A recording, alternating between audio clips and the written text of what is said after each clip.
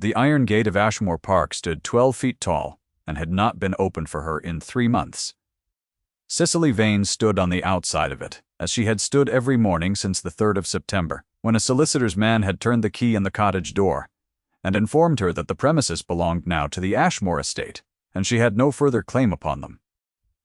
She stood on the verge where the gravel drive gave way to packed mud, and the mud gave way to the grass of the lane, and she watched the house through the rails the way a person watches a fire from a safe distance, aware that warmth and destruction are the same event at different angles. It was October now, and the oaks along the park wall had gone the color of old copper. The morning was the kind that could not decide between rain and mist, and had settled on both, and the wool of her Spencer jacket held it, the way wool always does, cold and heavy at the shoulder. Her kid gloves had been mended twice, and were giving it the right thumb again. She did not look at them. Through the iron rails, 40 yards up the drive, the house party was visible in the morning room windows. The candles were still lit even at this hour, because the October sky gave very little. She could see the pale shapes of women moving behind glass. Lady Henrietta Carow would be among them, she supposed. The county had talked of nothing else for a fortnight, the talk all of the Viscount's niece and the Earl of Ashmore, and the debt note that was said to hang over the estate like a sword on a thread. To the lane and to the county she was the steward's beggar daughter, the woman who would not leave, the slight embarrassment at the gate of a great house, the subject of kitchen window commentary and 2 or 3 careful silences in the village when she walked to the pump. She had understood by the end of September that the county had already written the end of her story.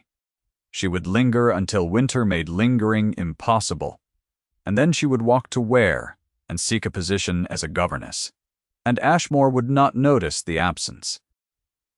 Marjorie Pell came at 8:30, as she came every morning, with a cloth bundle that contained bread and sometimes a heel of cheese. She was 60 and small and had been housekeeper at Ashmore for 31 years, and she handed the bundle through the lowest rail with the matter-of-fact tenderness of a woman who has decided something. "He's looking," Marjorie said without turning her head. Cicely did not ask who. She took the bread and looked at the gravel of the drive. "Library window," Marjorie said. "He was there yesterday morning, too. He watched you send away the carrier's boy." Cicely said nothing. She had sent away a dozen people by now, a solicitor's clerk, with an offer of passage money to Ware. 2 letters from her father's cousin in Wiltshire proposing a position as a companion, Carow's own footman, on the 3rd Thursday of the month, with a folded note containing £10 and a request that she remove herself from the vicinity of the gate, as her presence was distressing to the ladies of the party. She had returned the £10. She had no desire to distress anyone. She was not standing at the gate, out of sentiment or stubbornness, or even grief, though she felt all 3 in their turns. She was standing at the gate because her father had died in that cottage with a secret in his chest, and she had not yet decided what to do with it, and until she decided she could not go anywhere. High above the drive, in the tall window of the library, there was a stillness she felt, rather than saw. She did not look up. She had known Edward Ashmore by sight since she was 11 years old, which meant she had known him the way a steward's daughter knows the sons of the house, from a careful distance that everyone observed without ever discussing. He had been a soldier before he inherited. He had come home from the continent 2 years ago with his brother's death barely a season behind him, and the county had decided he was proud, because pride was the explanation the county always reached for when a man declined to perform his interior life for an audience. She thought of him standing very still at the gate, and understood it was not pride.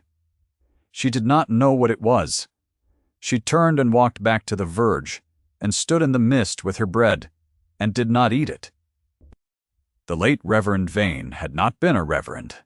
He had been Thomas Vane, steward of Ashmore Park for 22 years. A man of education and ledgers, and an abiding conviction that a secret told in full was better than a secret half-held. He had told Cicely his secret in full in the last 2 hours before his fever broke him entirely, lying in the small bedroom of the cottage with the autumn light failing outside, and Cicely's hand inside both of his. The previous Earl of Ashmore, he said, his father, 27 years ago. A widow in the village of Brampton, a tradesman's widow, respectable and quiet, who had been delivered of a boy in the February of 1785, and whose lying in the Earl had attended in private with his steward and the surgeon, and no one else. The child had been recorded in the parish register of Brampton as stillborn, the male infant of one Clara Frost, no father named, deceased at delivery. The child was not deceased. He had been given to a family named Alderton in Northamptonshire, wool merchants, childless, prosperous enough that the arrangement held. The Earl had settled £200 on Clara Frost, and she had left Brampton within the month. Vane had witnessed the arrangement, had been paid his own settlement for his silence, and had kept that silence for 26 years. He had kept it, even when the current Earl's elder brother died, and the title passed to the second son, the soldier, and Vane had sat in the cottage and understood, in the way a man of ledgers understands things, that if the Alderton boy were legitimate, and the death certificate false, the succession itself sat on a floor with a weakness in it. He had kept his silence, and yet he had written down the name, the place, the date, the surgeon's name, and the amount settled, on a folded sheet of paper sealed with brown wax, and hidden it inside the loose panel at the back of the chimney breast in the cottage's kitchen, behind the third stone from the bottom. Cecily had not gone into the cottage when she was evicted. She had not gone in because Caro's man had arrived the same morning as the solicitor's clerk, and he was a quick-eyed and narrow man who walked the cottage's perimeter with too much interest for a person conducting simple tenancy business, and she had understood at once that the letter was already being searched for by someone who did not know where to look. She stayed at the gate because the gate was the only position from which she could watch the cottage, without appearing to watch it, and because she did not yet know what her father had meant her to do. If the information was used, it could destroy the current Earl's succession, or it could merely expose a dead man's cruelty and produce a living man in Northamptonshire who might or might not want what the revelation would give him. She did not know what was right. She only knew she could not walk to where, until she did. She was still sitting on the verge wall, bread untouched in her lap, when the sound of hooves came down the drive and the iron gate opened from the inside. He rode through it on a gray horse and stopped 3 feet from her. He was exactly as Marjorie had described him when Cecily asked, obliquely, the week before. 33. Dark-haired, the hair worn, short, and slightly disordered at the temples the way a man's hair becomes, when he has been reading and his hand has found his head without his noticing. He had dark gray eyes, and a permanent line between his brows and a faint scar at his left temple that caught the morning light as he looked down at her. He was in his riding coat. His horse stood patient and steaming in the mist. She rose, because she had been raised to rise. He looked at her for a moment, with that particular stillness she had seen in the library window, and said, "Come inside." "Thank you, my lord," she said. "I am comfortable where I am." He did not argue. He did not explain himself. He said, "Why do you stay?" "I am waiting," she said. "For what?" She met his eyes and did not answer. After a long moment he put his hand inside his coat and drew out a coin. He held it out without speaking. She looked at it and did not take it, and he looked at her, and something shifted in the set of his mouth, not softening exactly, but registering her refusal as information. He put the coin away. He rode back through the gate. It closed behind him. She sat back on the wall and looked at the bread in her lap, and noticed that her hands were entirely steady, and did not understand why that surprised her. If you have ever stood very still inside a grief, you could not explain to anyone, you will know something of what she carried in those mornings. Stay close to this story. She was not yet at the end of it.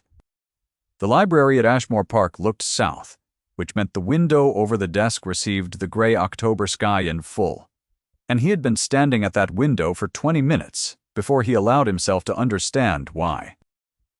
She had returned his coin. He had offered passage money in the form of a clerk. She had not taken it. He had offered warmth and food, obliquely, through Marjorie, though he had not admitted to himself that the bread came from his own household stores at his own unspoken instruction. She took the food and left the implication of charity behind. He had sent Caro's man to her, after Caro had pressed him to resolve the situation at the gate, and she had returned £10 through Marjorie without a word attached. There was a quality in that series of refusals that he recognized without being able to name. It was the refusal of someone who had a reason, not the refusal of pride or stubbornness, or the sentimental attachment of a grieving woman to her childhood gate. He turned from the window.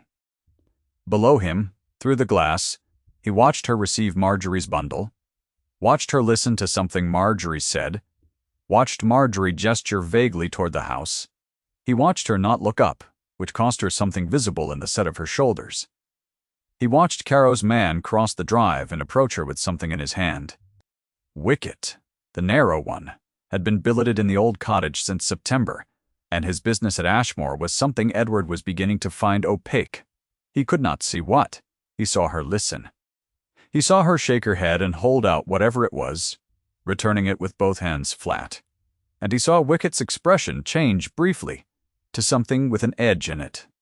He was down the stairs and out the side door before he had decided to be. By the time he reached the gate, Wicket had gone. She was sitting back on the verge wall with that straight-backed stillness. He stopped at the gate on the inside and looked at her through the rails. "What did he offer you?" he said.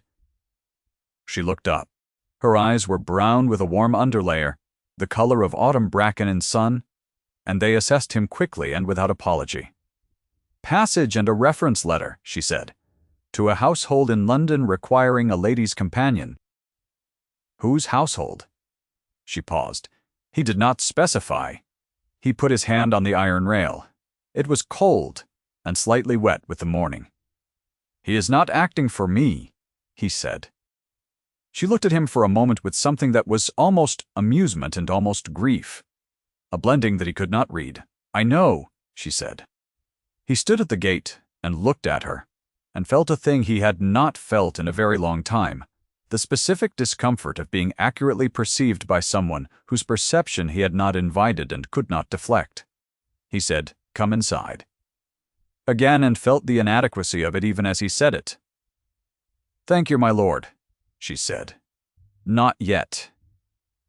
He did not sleep well that night. He did not connect this to her. Marjorie found him in the kitchen passage on a Thursday evening when the house party had retired, and told him without preamble that the young woman at the gate was the daughter of the old steward who had managed this estate for 22 years and had been owed a pension of £60 annually for life that the claimant cousin had contested and voided. Tut succession, and that she had been evicted from the cottage that had been her home since she was 4 years old, and that the only reason she had not gone to Ware was one that Marjorie did not know and could not guess, but that it was in Marjorie's considered opinion a reason that had something to do with whatever had been in the old steward's keeping. He sat in the kitchen passage with a candle and felt the weight of his own name settle on him like a coat. 2 sizes too heavy, the steward's name, £60 a year. He had signed what Caro's solicitor had placed before him in the first weeks of succession, when everything had been paperwork and grief and Caro at his elbow with the debt note in his hand, and he had not attended, precisely, to every line. He thought of the cottage and went there the next morning, early. Wicket had been through it thoroughly. The hearthrugs were displaced. The panel above the mantelpiece had been moved and replaced imprecisely. The stones of the chimney breast had marks on them where something had been tested and prodded. He stood in the kitchen and looked at the chimney breast and felt cold. He did not know what was hidden there, or whether it was still hidden.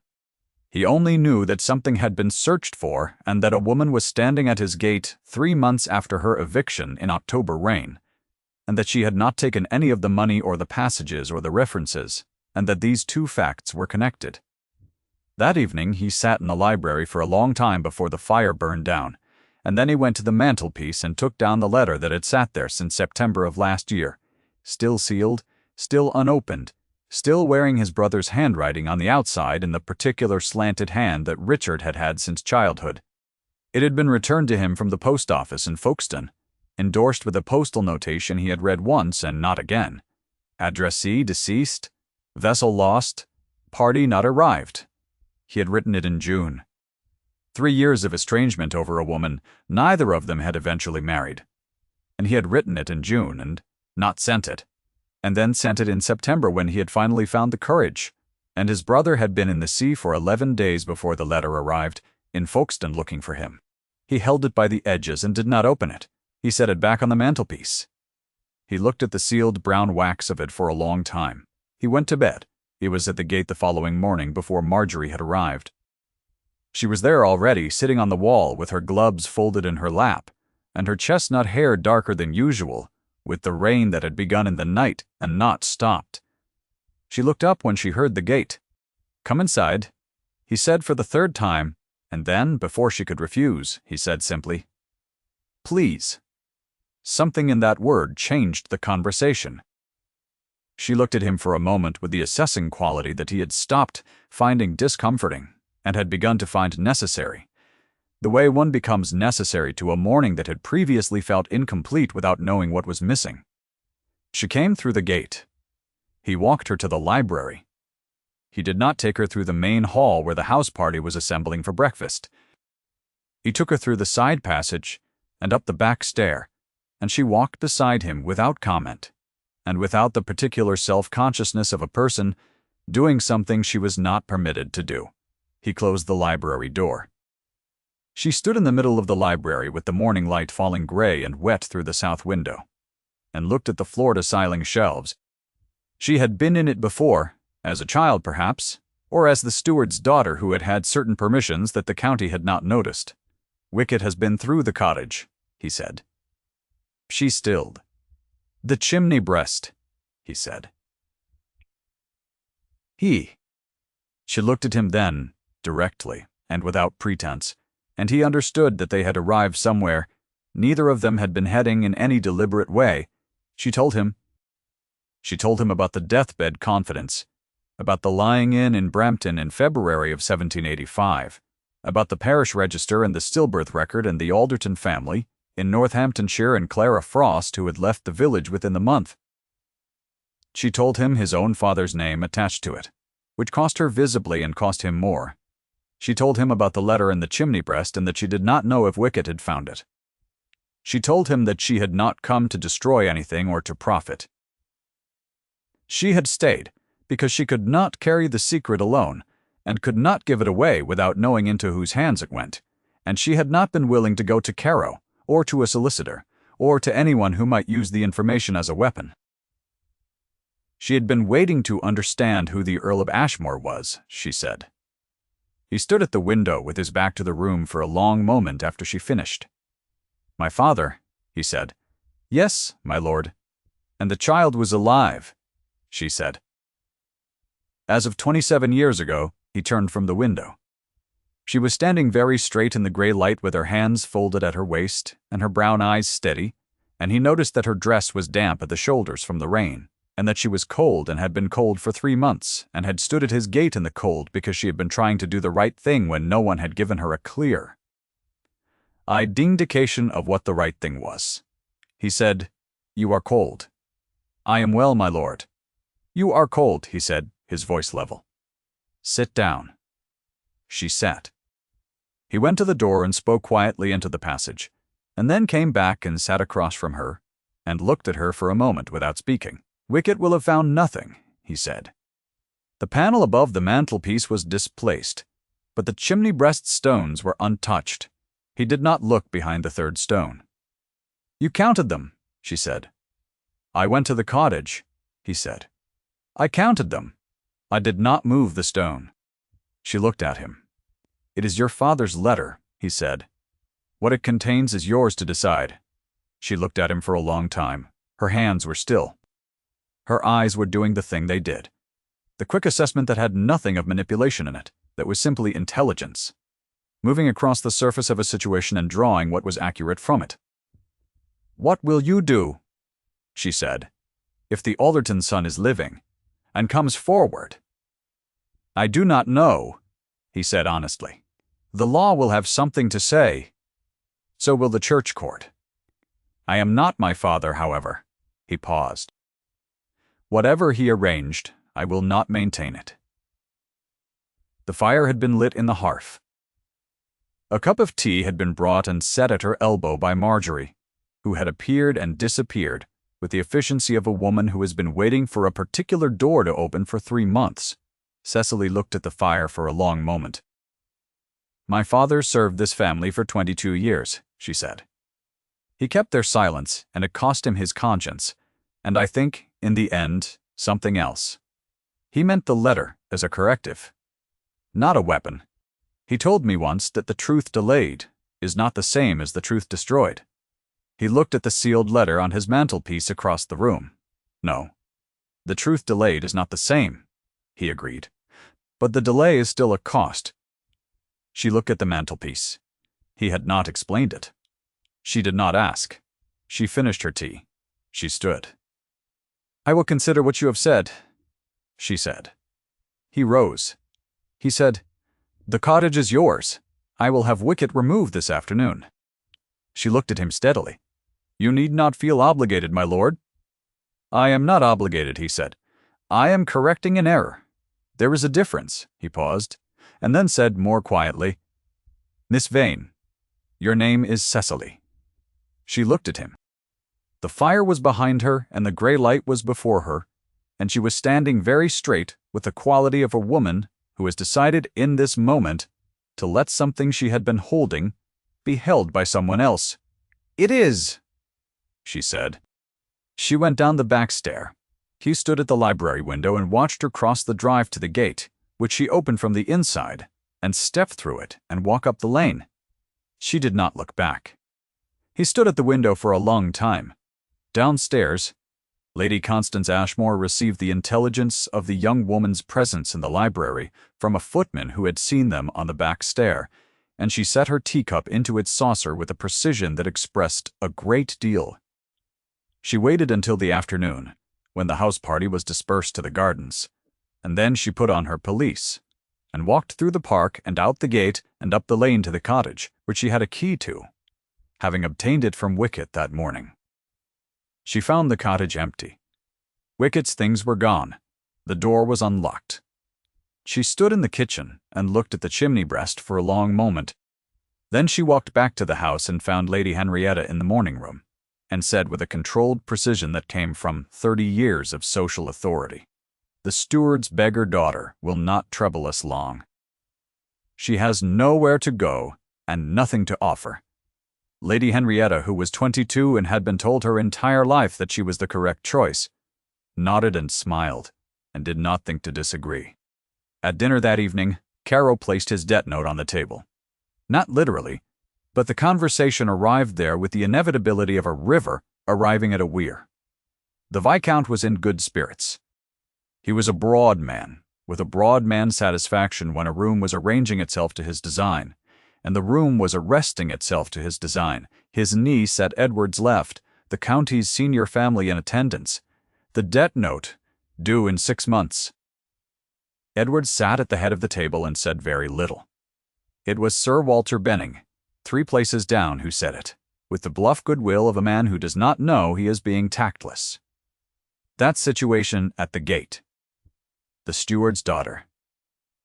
"Queer business, Ashmore. What does she want?" Lady Constance, at the foot of the table, said, without looking up from her plate, "Nothing that concerns anyone here, Walter. She is the steward's beggar daughter, and she will have resolved her circumstances before the month is out." 26 faces looked at their plates, as 26 faces do when a conversation has been closed. Edward looked at his mother. She did not look back. He said nothing. He let the table return to its ambient conversation. He let the evening proceed. He walked Lady Henrietta into the drawing-room on his arm, and felt the weight of Caro's satisfaction and his mother's strategy, and his own silence, as a single accumulated thing.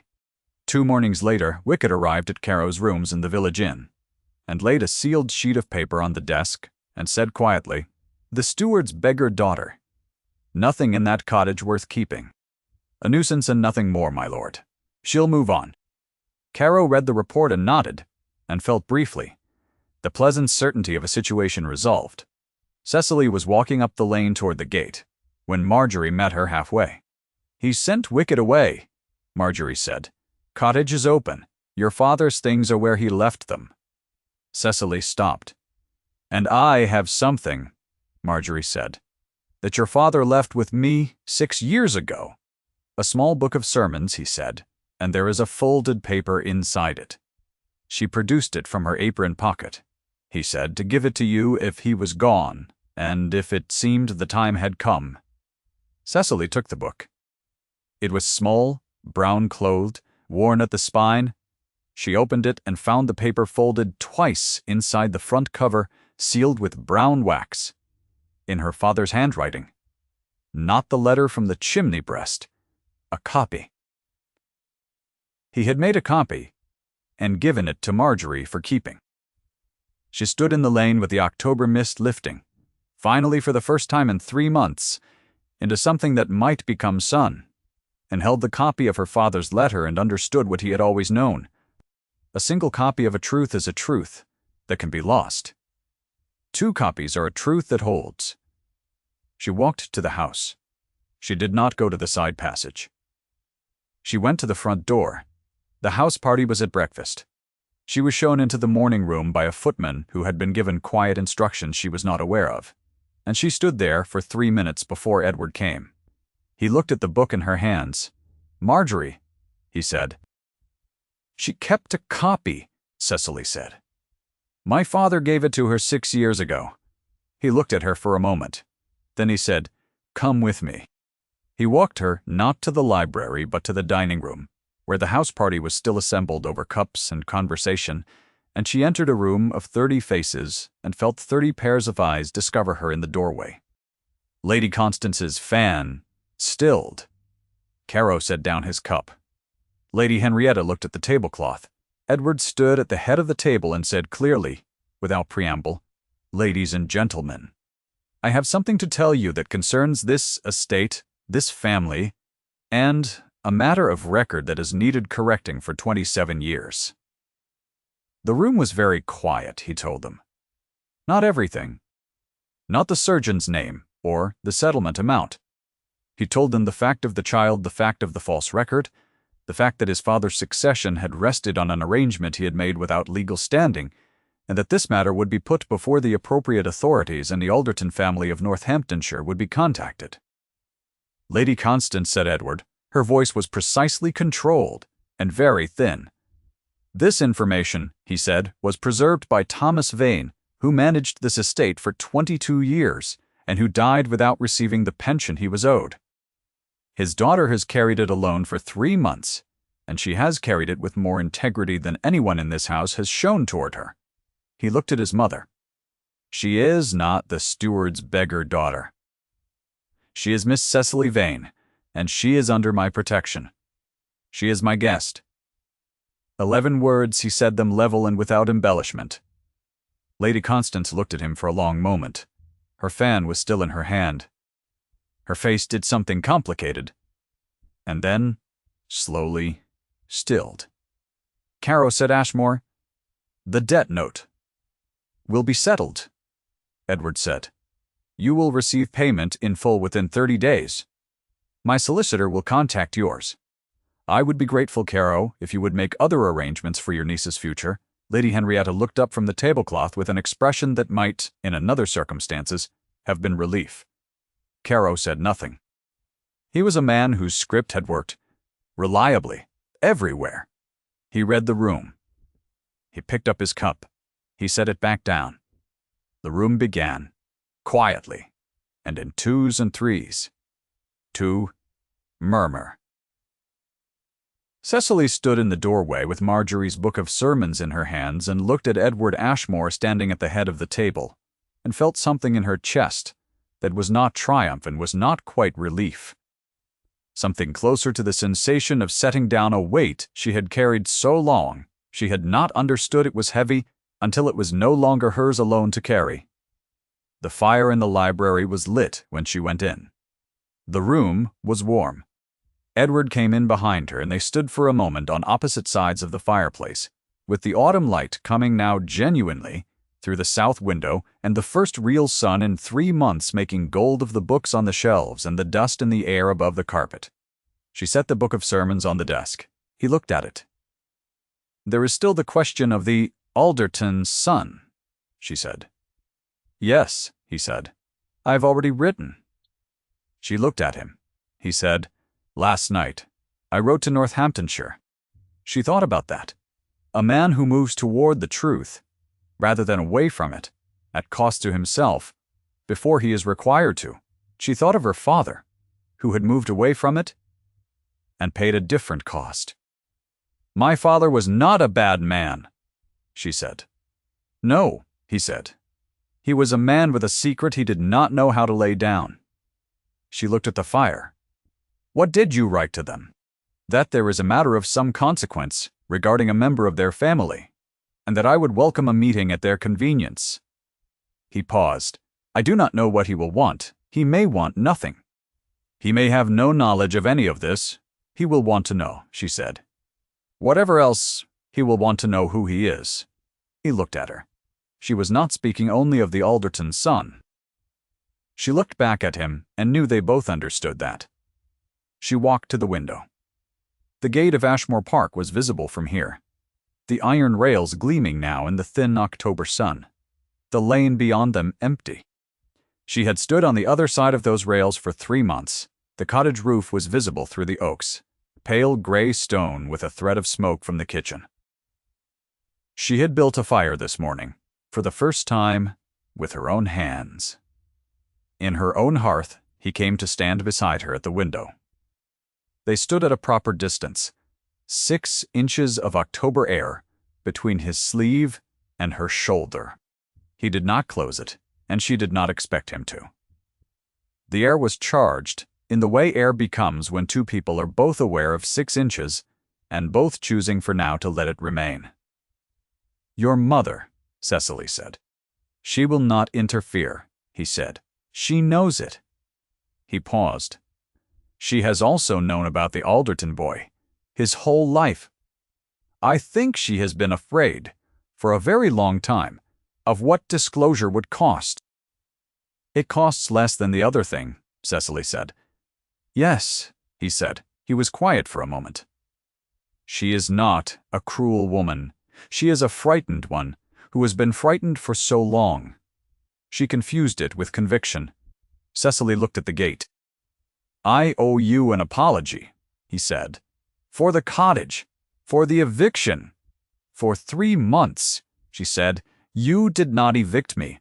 I signed the papers," he said. "I did not read them carefully enough." A pause. "That is an explanation." "It is not an excuse." She looked at the 6 inches between his sleeve and her shoulder.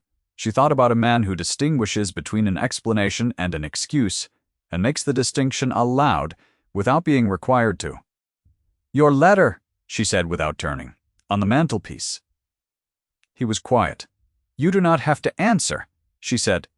"My brother," he said. "It was a letter to my brother. I did not send it in time." She looked at the gate. "I am sorry," she said. He said nothing for a moment. Then he said, "He knew, I think. He had known for some time that I would come around eventually. Richard was patient in that way. He was always patient with me." He paused. "The letter says nothing he did not already know. I am told that is a comfort. I have not entirely found it one." She turned from the window and looked at him directly. He was looking at the gate. The line between his brows was present, as it always was, but she had learned in the last 3 months watching him through iron rails that it was grief and not pride, and she had not been wrong. "It is a comfort," she said quietly. "The knowing. It is slow. It comes." He looked at her.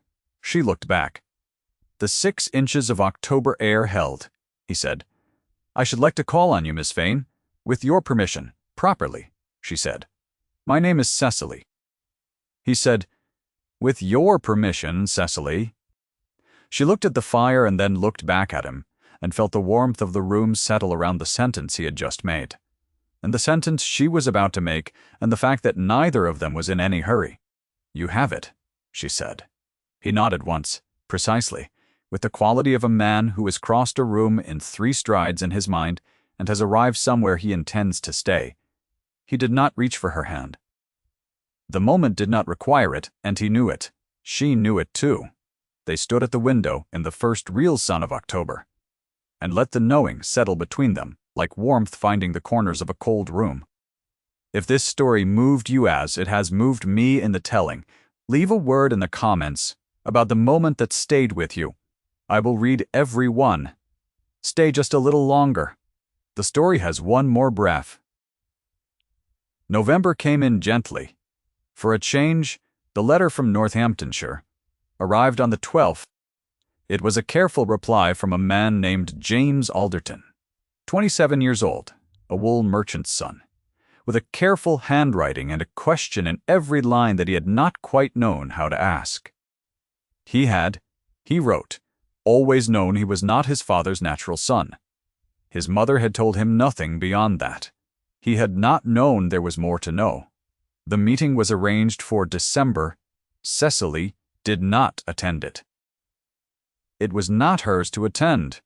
She was in the cottage on the December morning when Edward rode to the inn at Hertford to meet James Alderton, and she sat at her father's desk in her father's chair and looked at the chimney breast and the third stone from the bottom, and the panel that was no longer loose because she had fitted it back with her own hands, and felt the cottage settle around her the way a coat settles when you have grown into it, rather than been forced into it.